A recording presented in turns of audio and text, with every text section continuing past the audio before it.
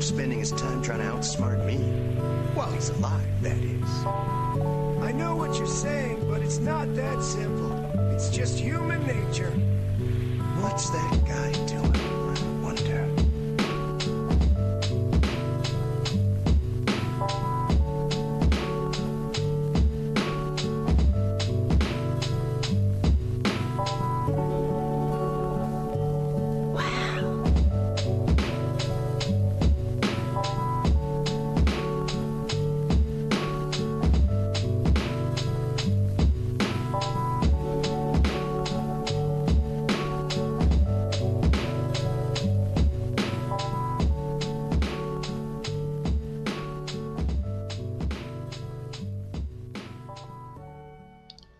Alright, before we get started on the lessons, I just wanted to say a few things. First and foremost, thank you very much for watching this video. Because you're watching this, it means you're on the path. So keep going and keep shining. A special shout out to all of the active Moors that are out here doing the great works and helping to uplift fallen humanity, to teach love instead of hate. Much love and respect and honors to all the true and divine prophets, Buddha, Confucius, Jesus, Muhammad, Ali, and all of the other true and divine prophets that have came before us and will come after us. I am Rami Salaam, Grand Sheikh of the Moor Science Temple of America, International Asiatic Moorish Hip Hop Temple number 23.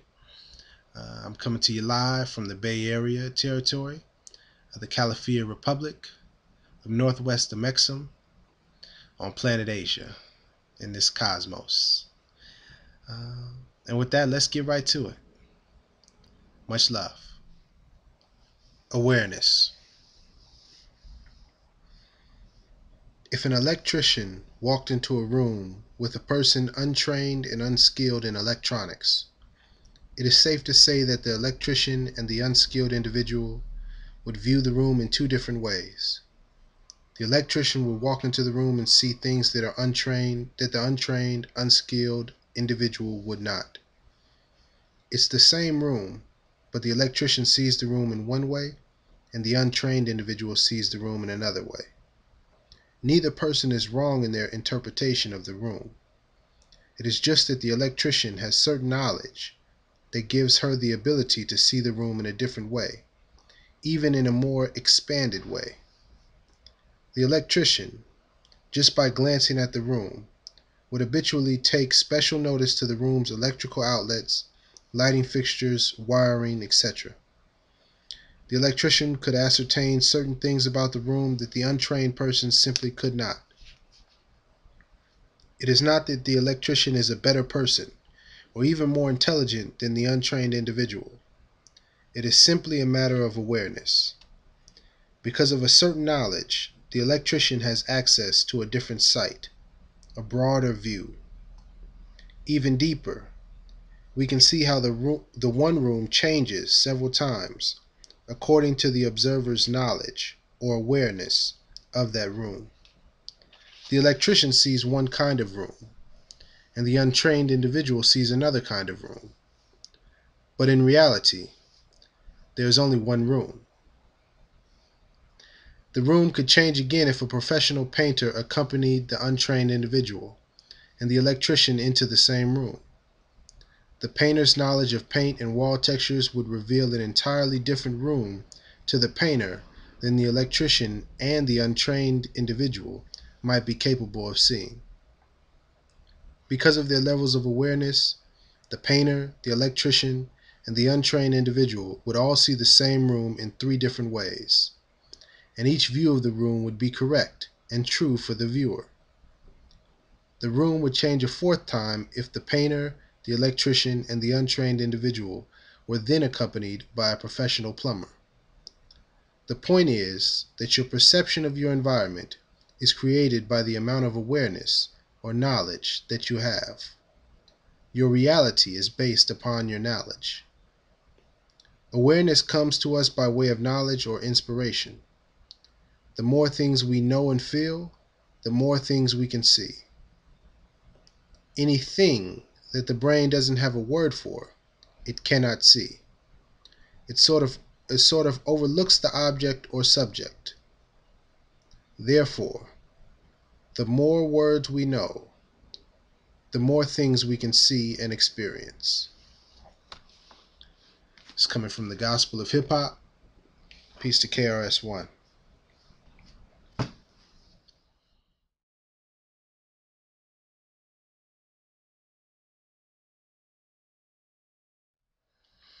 Quran questions for Moorish Americans.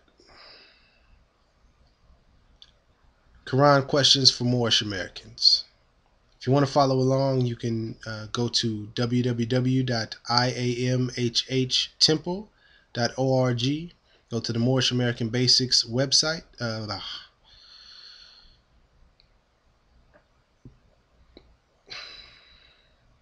Quran questions for Moorish Americans. If you want to follow along, please go to www.iamhhtemple.org. Go to the Moorish American Basics section of the webpage, and you can read online for free. You can also just do a Google search or just an internet search for Quran questions for Moorish Americans, and the information should pop up. And if you want to own the actual book like myself, you can go on to rvbaypublications.com. Once again, rvbeypublications.com. You can order it from there. Today's question is number 14, and it reads, why are we Moorish Americans? Before we get to the answer, just want to identify the we as being the Asiatics of North America, currently referred to as blacks, African Americans, Negroes, niggers, people of color, Afro-American, etc. But the answer to the question of why we are Moorish American is because we are descendants of Moroccans and we are born in America. And I wanted to point out a very interesting fact. I want you to look this up for yourself. I won't tell you too much more. For man knows not by being told. A man named Estevanico, and you spell it Estevanico, and he was born in the 1500s. So look that person up. I think you'll be very surprised by the information that you find. Until next time. Peace to Ras Mariah V. Bay and RV Bay Publications. Amazing book, bringing the people back into the constitutional fold of government. I'm going to be reading an excerpt entitled True Meaning of Religion on page 55.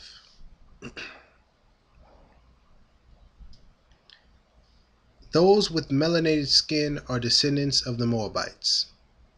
If one is a Moor, by the very definition they are Muslim. Islam is the culture or the creed. So one who says they are a Moorish Islamic American is given a description of them and is being redundant to say you are a Moor and a Muslim and Islamic in terms of identity. We are all Muslim by the very definition of Muslim, as it means muscles, bones, and tissues. We are all Muslims as it means muscles, bones, and tissues. We rest our faith in Islam as it means I self-law and master, master being mother, at the initiate stage, and at the evolved level of one's being, of one's higher self. It represents I self-law am master. And it treats of the sciences, cosmology, and astrology, or / astrology. This is why there is always a crescent and a star in the shields or insignias. The 5-pointed star represents the heavens and the 5 principles: love, truth, peace, freedom, and justice. The 6-pointed star is the hex alpha, referred to as the Star of David, and the Seal of Solomon, adopted as the national insignia for Israel and falsely referred to as the Jewish star. It indicates the ebb and flow of the energies, the two trinities, persons, making six, the combined male and female principles. It is the symbol of as above, so below. Cosmology/astrology is the source of energies for all of those on this planet Earth who come here, no doubt, to evolve with life's lessons, to finish or start a task to completion, namely themselves. Fear not. If you fail this time around, you will return the next time until you get it right. The electrical impulses of Uranus sparks the fertilizing waters of Pluto and brings in the spirits which rest in Neptune. From there, Father Time, Saturn, brings you forth and sheaths you as you are endowed with the remaining 7 attributes and are circled by the 7. Thus, Prophet Noble Jew Ali divinely prepared the Circle 7 Holy Quran for your and our divine instructions. Islam. One who is in knowledge of the absolute truth, almighty armed, does not engage himself in the senses and sense gratification, knowing well the difference between work and devotion and work for fruitful results. The knower of the absolute truth is convinced of his awkward position in material association. He knows that he is part and parcel of the Supreme Personality of Godhead, Krishna, and that his position should not be in the material creation. He knows his real identity as part and parcel of the Supreme, who is eternal bliss and knowledge, and he realizes that somehow or other he is now entrapped in the material conception of life. Bhagavad Gita, Chapter 3, Text 28.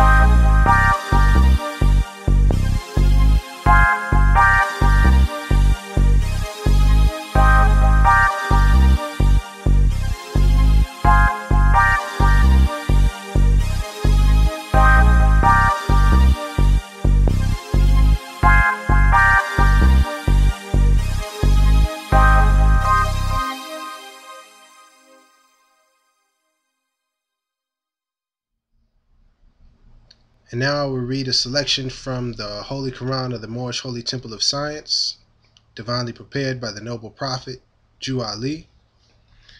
I'm going to be reading chapter 19, which is titled, Jesus Appears, Fully Materialized to the Eastern Sages in the Palace of Prince Ravana in India, to the Magian priest in Persia.